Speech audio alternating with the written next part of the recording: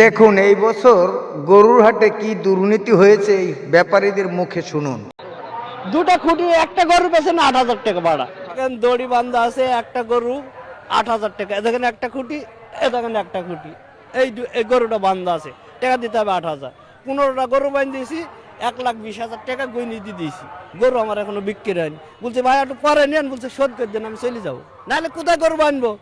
বাইরে ওখানে পড়ে থাকবো পানিতে, নাহলে নদী ফেল দিতে হবে গরু।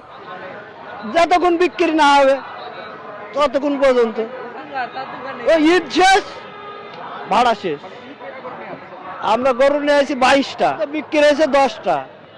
এটা এখন কারা হাট মালিকদের সাথে ডেকে তারা নিচে, হয়তো কি এখন হাট মালিক নিচে, কারা নিচে ওটি তো আমরা বলতে পারবো না।